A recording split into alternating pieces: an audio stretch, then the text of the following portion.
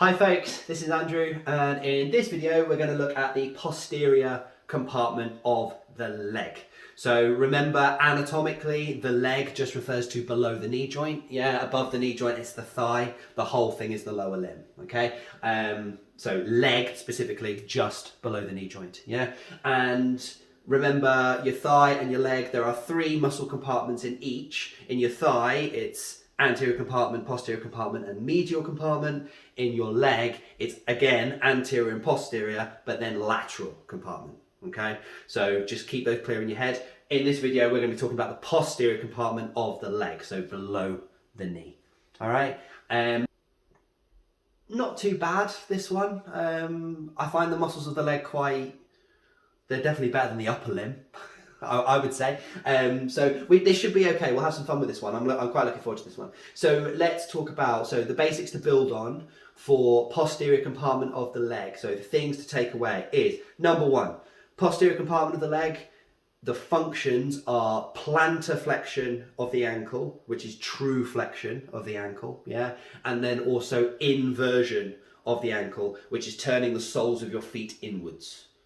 Yeah, so that's inversion. So plantar flexion and inversion for the posterior compartment of the leg. Number two, posterior compartment of the leg is all these muscles are innervated by the tibial nerve. The tibial nerve is a branch of the sciatic nerve. So we'll have a think about where all that's coming from and where it travels and all of that sort of stuff. Tibial nerve for posterior leg. Number three, the muscles of the posterior leg you can divide into two layers. You've got a superficial layer, which has got 3 muscles in it, and a deep layer, which has got 4 muscles in it. Yeah, so superficial layer and deep layer. Number 4, what else can we say?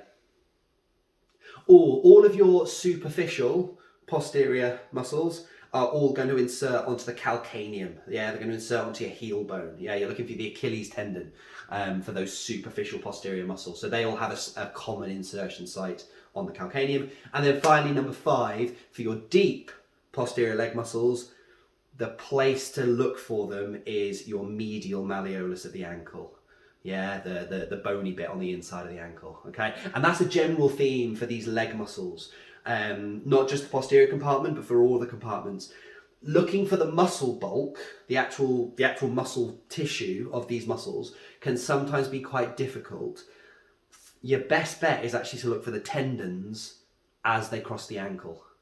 Yeah, and we'll talk about that in a little bit more detail. But yeah, for your deep posterior muscles, go to the medial malleolus to find them. I've just listened to that first bit back. I understand that I sound really, really snotty. I hate the sound of my voice at the best of times, but I really hope this isn't too disgusting to listen to. But yeah, sorry, I'm a bit full of cold at the moment, but I'm going to try and blow my nose before every take.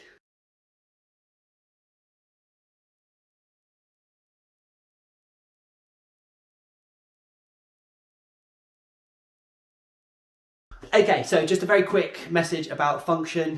We've got to be very, very clear here because we're getting into those stupid little like anatomy calls this specific movement something different and no one really knows why. Yeah, plantar flexion and dorsiflexion. Yeah, so I'm hoping we've come across these terms at the very least. Plantar flexion is that. Yeah, clear as mud. Yeah, plantar flexion is pushing your toes away from you. Yeah, so imagine planting your foot into the ground. Yeah, so standing on tiptoes is plantar flexion of the ankle. Yeah, and that is true flexion of the ankle. The reason it's important to know that is because the muscles that cause plantar flexion, a lot of them are going to be called flexor because it's true flexion. Whereas dorsiflexion, which is the other way, which is pulling your foot back towards your head, yeah, dorsiflexion is technically true extension, so the muscles are all called extensor. Why they decided to give specific, special names to that movement, I've got no idea. But that's plantar flexion and dorsiflexion, yeah? Posterior compartment of the leg, plantar flexion, pushing down, yeah? The other movement we said was inversion. So remember, inversion is turning the soles of your feet in, yeah? And the way to remember that is to try and visualize the muscles. We're going to talk about it in a bit more detail, but I said, didn't I, the deep muscles of the posterior leg, they go behind the medial malleolus, yeah? If something's going to be running behind your medial ankle, the inside of your ankle, yeah, stands to reason that they're going to pull the inside of your foot up. Yeah, and if the inside of the foot is getting pulled up, the sole is going to get turned inwards.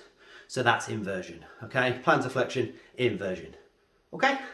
Okay, let's talk about the muscles themselves, and we'll do the superficial layer first. Yeah, the more posterior of these muscles, the more superficial of these muscles.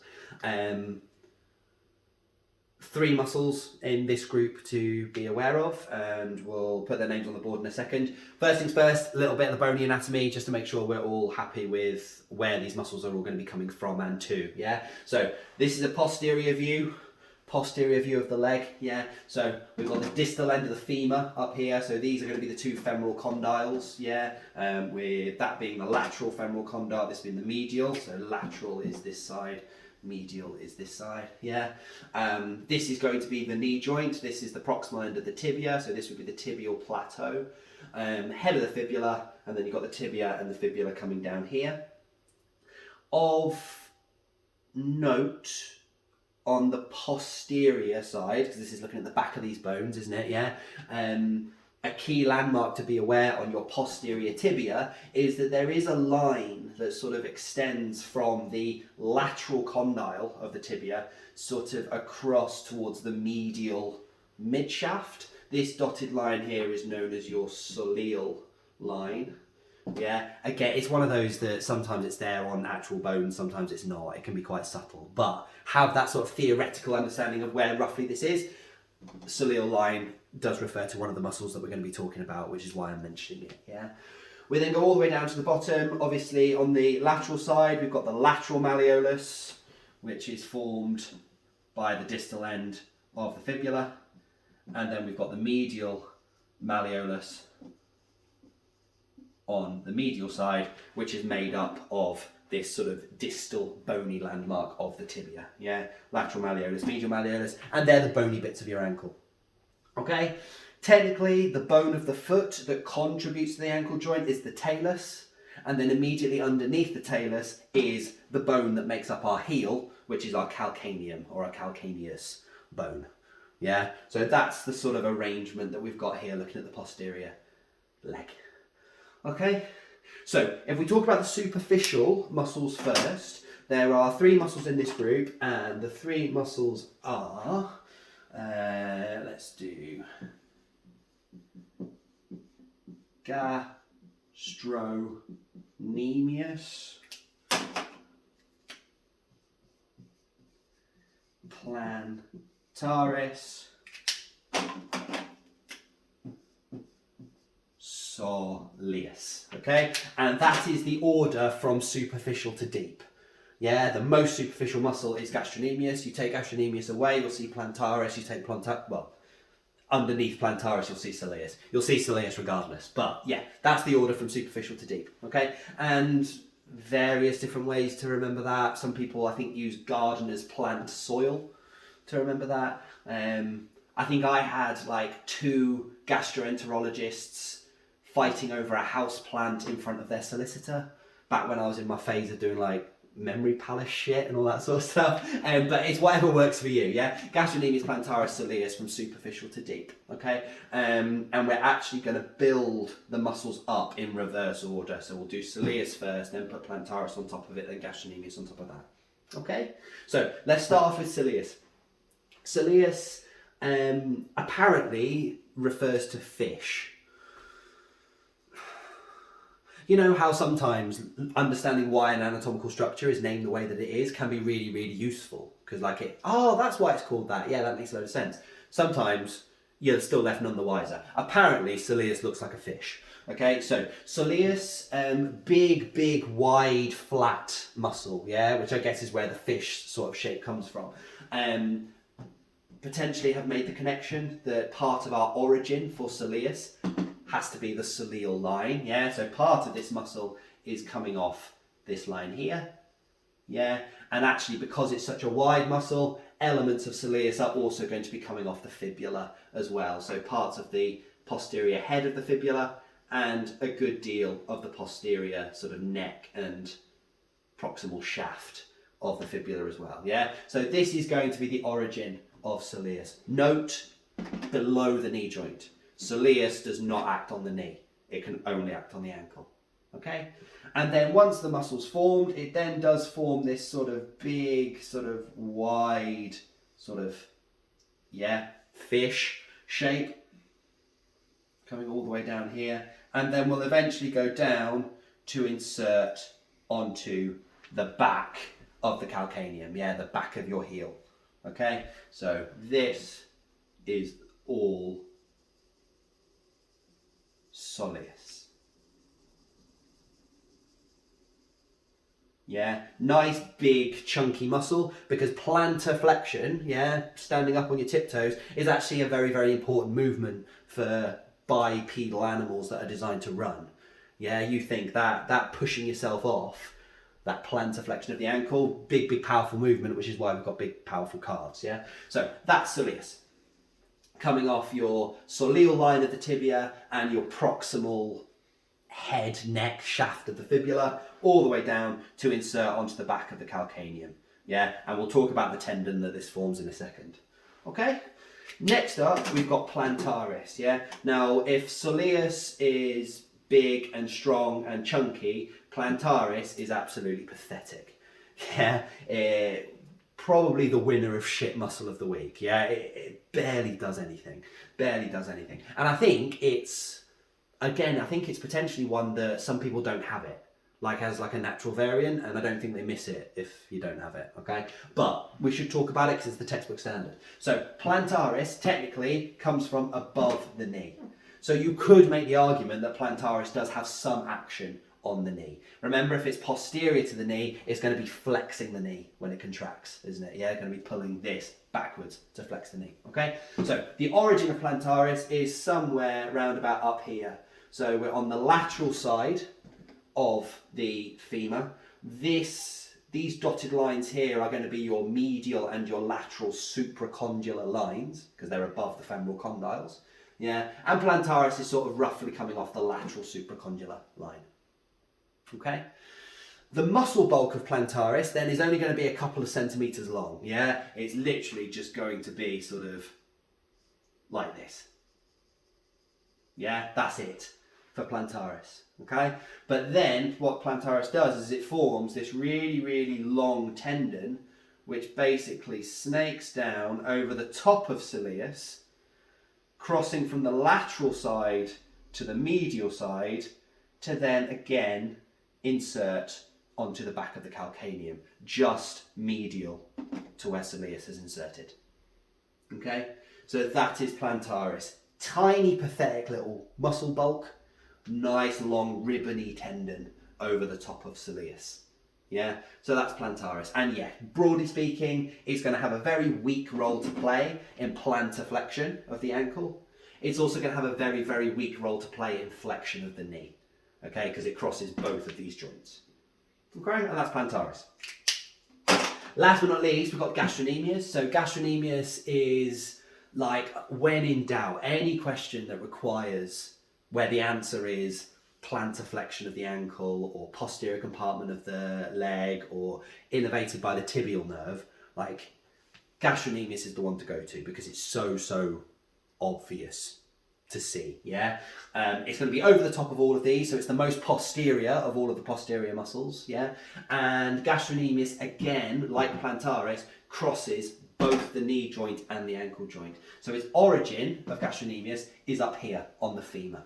Okay, now gastrocnemius, if you remember the analogy that I used to remember it, I had two gastroenterologists fighting over a houseplant with a solicitor watching. The reason for that is because there are two heads to gastrocnemius. There's a medial head, which is going to come off round about here, and a lateral head, which is going to come off round about there. So we are talking the medial and lateral, condyles and sort of supracondylar regions of the femur on both sides. Medial head, lateral head. Okay? Those two muscle bulks will then do come down to sort of meet in the middle. So you end up with this sort of appearance here, where this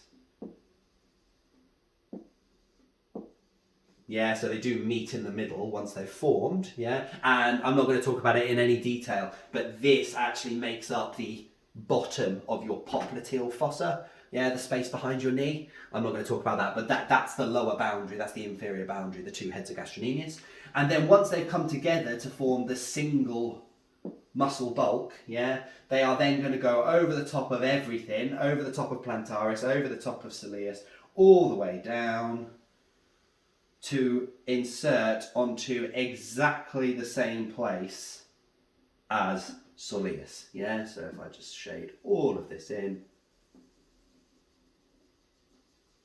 So what you end up then seeing is that gastrocnemius and soleus end up forming a single tendon at the bottom. Yeah, they come together to form one single tendon, and that tendon is your Achilles tendon, which is like the layman's name for it. Yeah, the technical name for it is your calcaneal tendon. Calcaneal tendon. Okay, and you can sort of test that by, if you plantarflex your own ankle, you can feel your Achilles tendon at the back of your ankle moving. Yeah, and that's gastrocnemius and soleus pulling on the Achilles tendon. Technically, plantaris doesn't contribute to the Achilles tendon. It's its own separate tendon that's just that little bit more medial. But certainly these two insert onto the same place and actually share a tendon. Okay, and that is why sometimes you might see both of these written as triceps. What's it called? Sura. Triceps sura. Yeah, meaning soleus and then both heads of gastrocnemius equals 3. Triceps sura. Okay. So they're your superficial posterior leg muscles. Yeah, so from superficial to deep, it's gastrocnemius, plantaris, and soleus. Yeah, gastrocnemius you'll be able to identify really easily on a specimen. Yeah, to look for plantaris, if you ever get the urge, you need to sort of look underneath gastrocnemius, between gastrocnemius and soleus, and you're looking for that really nice ribbon of the tendon as it snakes its way down. And then soleus is the deepest of the three, really wide, really flat, really chunky, apparently looks like a fish. Okay, and yes, these two insert together as the Achilles tendon on the calcaneum. The plantaris is a separate tendon just medial to it. Okay, that's not too bad, is it? Okay, so that's the superficial layer done. Let's now talk about the deep posterior leg. So 4 muscles in this layer. Yeah, we'll put the names up first actually for this one, I think, because we can have a chat about those. So the 4 muscles in the deep layer of the posterior leg are, from top to bottom, we have got popliteus, which I think is the one that everyone forgets. We have then got tibialis posterior. We have then got, what should I do next? We've then got flexor digitorum longus, and then finally we have got flexor hallucis longus. Okay, they're the 4 muscles. So a quick note on names and stuff like that, yeah? Once you get into the nitty-gritty of muscles that move, like your fingers and toes, the names do start to do a very good job of telling you exactly what it is that you're trying to do here, yeah? So if we look at flexor digitorum longus, yeah? So flexor is referring to flexion, and remember I said plantar flexion is true flexion, yeah? So flexor referring to flexion, digitorum refers to your digits, whether that's your fingers or your toes, yeah? And then longus just means that it's a muscle that's come from further away, yeah? It's the longer of the muscles, okay? So flexor digitorum longus, you put all that together, this is going to be the muscle that curls your toes, yeah? That curls your toes down. Okay, so that's going to be flexor digitorum longus. And if you think in order for that to work, at the very least, the tendons of this muscle have to go underneath the foot, don't they, in order to insert onto the digits to then pull them down. Yeah, so flexor digitorum longus. This next one, flexor hallucis longus. So if you've not come across it yet, hallucis refers to big toe. Yeah, in the upper limb it was pollicis, wasn't it? Pollicis for thumb, hallucis for big toe. So flexor hallucis longus is going to be the muscle that flexes your big toe, and it's the longer one of the two. Okay, tibialis posterior, I mean, just means part of it comes off the tibia and it's on the back. Yeah, and then popliteus is referring to the popliteal region, the popliteal fossa. Okay, so just a quick thing, just pay attention to your names a little bit, okay? Fine. So going through these, popliteus, like I said, popliteus is the one that everybody forgets. And I think even at the start of this video, I had forgotten to mention it. Because when we think about the leg muscles, we're always thinking about the ankle or the foot or the toes, yeah? Popliteus is actually a muscle that acts on the knee.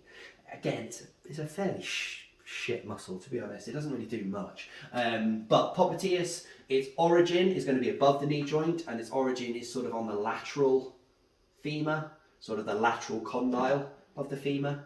And then it is just going to nip across the knee joint to then insert onto the medial tibia. Yeah, the insertion is literally sort of there. So that is popliteus. Yeah, popliteus, very, very small role in flexion of the knee, because of course it's on the posterior side, isn't it? So it's going to flex the knee rather than extend it. You read some sources, they'll go on about how popliteus is the sort of the unlocker of the knee. So if you've got poker straight legs, and then you slightly relax your knees, that's popliteus, apparently. But yeah, that's it. Okay, lateral side of the femur down to the medial side of the posterior tibia, and that's popliteus. Okay, moving on down. So our next one is tibialis posterior. Tibialis posterior is by far the biggest of these remaining three, or of all of these four, and because it's the biggest, it comes off the full back of the leg. Yeah, so it does come off the back of the tibia, absolutely. And note, this is inferior to that cilial line that we mentioned previously. Yeah, this is below the cilial line. So we've got an origin site here. Is also going to have a bit of an origin site on the proximal fibula as well. So all of this sort of region. Okay, and then once tibialis posterior has formed, it's going to go down,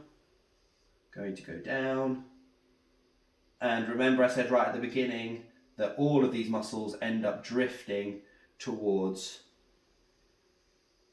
the medial malleolus of the ankle. Yeah, so you look at this muscle in living anatomy, you'll see that it originates very centrally, but then it will drift off towards that medial malleolus, and we'll talk about that in a bit. Okay, so all of this tibialis posterior, going all the way down to the medial malleolus. Yeah.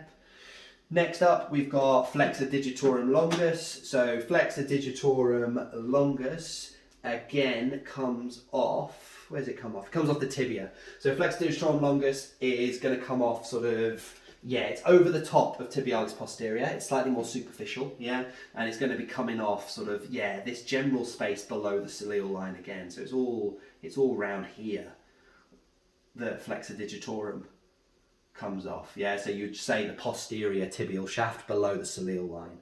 Okay, and again, we'll come down, slightly thinner muscle than tibialis posterior, all the way down to the medial malleolus, and we'll stop there. Yeah, these muscles don't insert onto the medial malleolus. I probably should specify that, but we're sort of, we'll change our view before we look at where they go from there, okay? But it goes as far down as the medial malleolus and then vanishes, okay? So that is flexor digitorum longus, coming off the posterior tibia down to the medial malleolus, okay? Last but not least, we've got the flexor hallucis longus. Flexor hallucis longus, instead of coming off the tibia, it's coming off the fibula, yeah? And this is something, I don't know whether it will help anyone remember, but that seems quite counterintuitive in my head, that your big toe, your hallucis, is the most medial of all of your toes, yet the origins of muscles that act on the hallux are all quite lateral. Yeah, flexor hallucis longus comes off the fibula, which is the lateral bone of the leg. Extensor hallucis longus, which does the other way, also comes off the fibula, the lateral bone of the leg. So I don't know if that just helps people remember, but all of the muscles that act on the most medial toe actually come off the lateral bone of the leg, which is a bit weird. But yeah, so flexor hallucis longus comes off the back of the fibula, about halfway down. It's about halfway down the mid shaft. It's going to come off sort of here. Yeah, but then true to form, like the others, its muscle will then drift towards the medial malleolus and we lose it behind there. Okay, so that's roughly the origin of all of these muscles. Okay, popliteus, yeah, lateral femur down to medial tibia. Tibialis posterior comes off both the back of the tibia and the back of the fibula. Flexor digitorum longus, only the back of the tibia. Flexor hallucis longus, only the back of the fibula. And then these three go towards the medial malleolus, and then we have to look from a medial view to see where they go next. Okay? All of these still, just to stress, all of these still innervated by the tibial nerve. All of these muscles are innervated by the tibial nerve. In reality, you may struggle to see these muscle bulks on an actual specimen, because if all of those superficial ones, gastrocnemius, plantaris, soleus, are intact, you're not going to see these at all, are you? Yeah, which is why it's so important to be able to recognise these muscles at the ankle, because that might be your only chance to identify them properly. Okay, so let's now have a look at what they do at the medial malleolus and the ankle, and we are going to chat about Tom, Dick, and very nervous Harry. Okay, so now let's have a look to see where, once these muscles have got down to the medial malleolus, where they go from there. Not going to lie, this is probably where someone actually good at anatomy illustration would probably be beneficial here. I'm hoping I can get the point across, if nothing else. So looking at this, so this is a medial view of the ankle, yeah? So this is going to be the tibia coming down here. This is the medial malleolus, yeah, the bony bit on the medial side of the ankle. We're looking in at the medial side of the foot, yeah? So this is going to be the big toe. Remember, the big toe's only got two phalanges, hasn't it, yeah? A distal phalanx and a proximal phalanx. They're connected to the first metatarsal, and then the tarsal bones that are on the medial side of the foot, which I'm not going to stress. You've got the medial cuneiform connected to the navicular. The navicular is connected to the talus and the calcaneum. Yeah, so this is the medial view of the foot. We'll get to this monstrosity in a second, but let's have a look at this first. So we got as far as following these three muscles down the back of the leg, yeah, and we had tibialis posterior slightly deeper to the others, just coming all the way down here, yeah, but then we had flexor digitorum longus and flexor hallucis longus sort of layered on top of it, and all three of them coming down towards the medial malleolus, yeah. All three of these muscles are then going to form tendons which wrap around the medial malleolus, which is why it's important to go to your medial malleolus to find these muscles, okay? And the order in which the tendons go behind the malleolus helps you identify which one it is, because the mnemonic is Tom, Dick, and Harry. Yeah, so from front to back, yeah, if this is the medial malleolus, we are first looking for the tendon of T for Tom, which is going to be tibialis posterior. So the first tendon that travels underneath the medial malleolus is going to be tibialis posterior, T for Tom.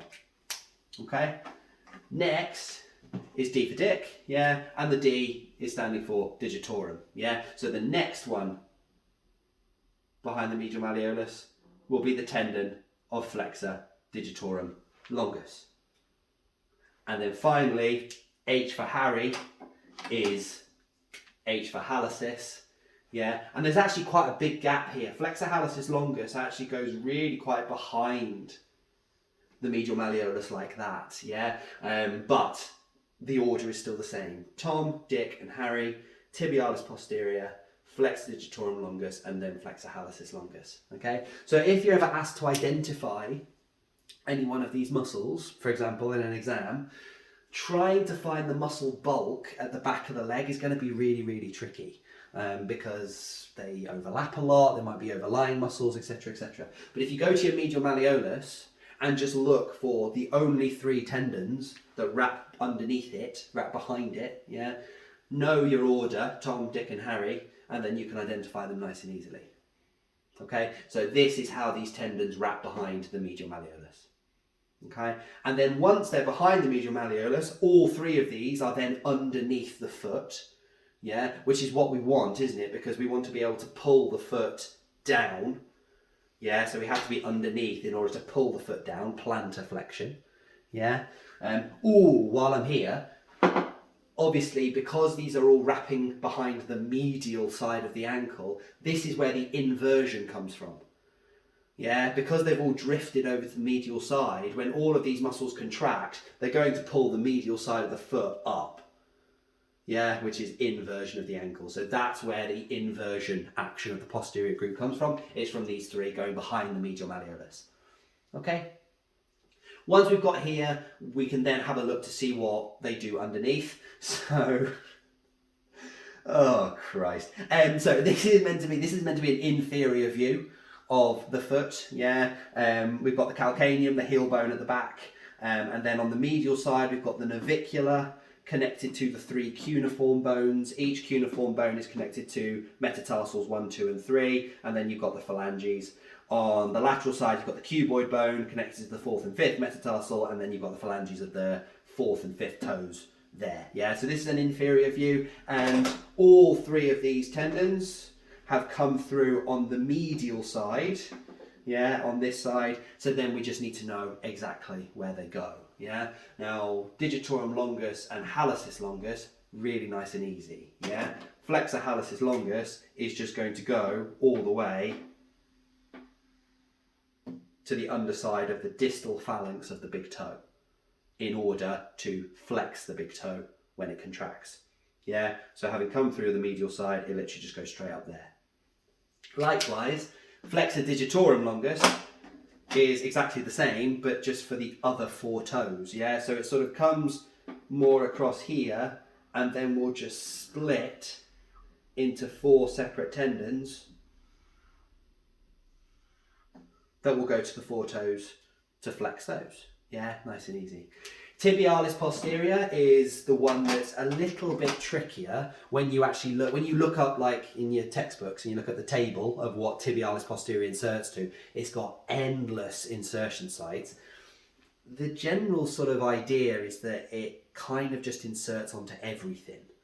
Yeah, it inserts. So having come through here, yeah, it will insert onto the navicular.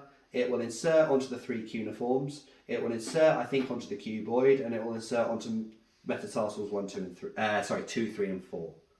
Yeah, it just sort of explodes and just attaches to the bottom of loads of these bones, so that when it contracts, it's a very powerful plantar flexor. Yeah, it will pull the whole foot down. Yeah. So that's what these will look like from underneath. Yeah, so we've had to sort of deal with like multiple views there. We started off with a posterior view of the origins of these muscles as they come off and go down the back of the leg. We then go to the medial malleolus to look at how the tendons cross underneath behind the ankle to get underneath the foot. And then we have to look at the inferior view of the foot to see how these muscles attach. Yeah, try really hard to keep that 3D map building sort of in your head to try and visualize all of that as it goes through. Yeah, because obviously you can't rely on my artwork. I hope that makes sense. And that's the deep muscles done. That's all of our muscles done. Yeah, so Tom, Dick and Harry are your deep posterior muscles, but then don't forget about popliteus at the top. Yeah. Ooh, this is turning into a long one. Right, tibial nerve, and then I promise we're finished. Okay. Okay, right, last but not least, let's talk about the tibial nerve. So the Tibial nerve is the innervation of all of the muscles that we've talked about in this video. Yeah, the entire posterior compartment is innervated by the tibial nerve. Interestingly, almost all of the muscles of the foot, the intrinsic muscles of the foot, also innervated by the tibial nerve. But I'll talk about that in a different video. So let's talk a little bit about the tibial nerve, make sure we know where it comes from, where it goes, and sort of where it is in the leg. So the tibial nerve is one of the branches of the sciatic nerve. Now, I talked about the sciatic nerve in the posterior thigh video. So if you want to know a bit about the course of the sciatic nerve, have a look at that. But broadly speaking, the sciatic nerve is coming down the back of the femur, yeah, the back of the thigh, and then at some point down the back of the thigh, sometimes it's quite proximal, sometimes it's quite distal, it splits into its two main branches. So if I just try and simulate that there, so we'll have one branch and two branches there, okay? And the two branches of the sciatic nerve are the common fibula, which will fly off laterally towards the fibula, yeah, and then the tibial, okay? And the tibial nerve stays very central once it forms, yeah? It bombs straight down the back of the knee, yeah, down the center of the back of the knee, and as it passes through the knee, through the popliteal fossa, your tibial nerve is superficial to all of the blood vessels. Yeah, so if you're looking in someone's popliteal fossa, the nerve should be on top of the popliteal artery, the popliteal vein. Yeah, it's superficial, posterior. Okay, remember this is a posterior view.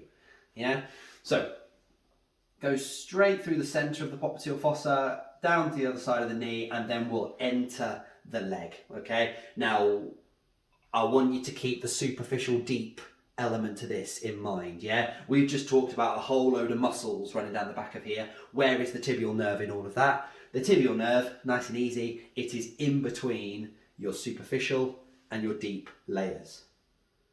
Yeah? So this nerve is going to be on top, over the top of Tom, Dick and Harry. Yeah, tibialis posterior, flexor digitorum longus, flexor hallucis longus. Yeah, it's more superficial to those deep muscles, but it's underneath soleus, plantaris and gastrocnemius. Yeah, it is sandwiched between those two layers of muscles as it makes its way down the leg.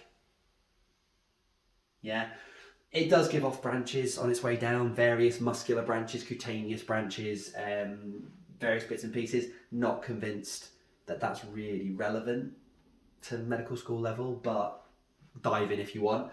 Yeah, and then, as seems to be a bit of a theme with this compartment, as the tibial nerve gets towards the bottom of the leg, as it approaches the ankle joint, it will move across towards the medial malleolus.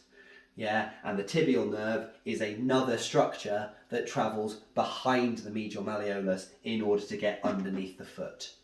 Yeah, if you remember, we talked about Tom, Dick and Harry. Yeah, if I just broadly speaking, you know, if this is anterior, this is posterior, this is the tibia, and then that is the foot. Yeah, we had Tom, Dick, and Harry. Yeah, tibialis posterior, flexor digitorum, flexor hallucis. The tibial nerve falls between D and H. It will travel in here, yeah, which is why you sometimes see it as Tom, Dick, and very nervous Harry, because vessels and nerves travel behind the medial malleolus between digitorum and hallucis. Okay, so if you get comfortable identifying those three tendons, look for any other structures that are travelling between flexor digitorum and flexor hallucis. The tibial nerve will be one of those. Okay, and once it goes behind the medial malleolus, it's underneath the foot. The last thing that the tibial nerve does is it splits into the two plantar nerves. Yeah, you have a medial and a lateral plantar nerve, and these are going to be the nerves that are responsible for supplying all of the intrinsic muscles of the foot. Remember I said they're innervated by the tibial nerve as well, and also the skin of the sole of the foot. Okay, that's all coming from the tibial nerve via its medial and lateral plantar branches. Okay, so that's the tibial nerve in a nutshell. Your take-home messages are it comes off the sciatic nerve, yeah, which means ultimately the sciatic nerve is spinal nerve roots L4, L5, S1, 2 and 3. Yeah, the tibial nerve specifically kind of like L5, S1 or S1, S2 sort of priorities out of those 5. Branch of the sciatic nerve goes straight down the centre of the popliteal fossa, travels down the leg between your superficial and your deep layers of muscles, behind the medial malleolus, and then splits into your medial and lateral plantar nerves. And I think that's enough to be getting on with, isn't it? Okay guys, that's the end of that one. I hope that was useful. If you enjoyed it, please give the video a like. If you enjoyed me, please subscribe to the channel. And as ever, if you've got any feedback, please pop it in the comments. I'll keep an eye out for it. Yeah, I hope that was okay. Thanks very much for watching, and I'll hopefully see you in the next one. Have a good day guys. See you later.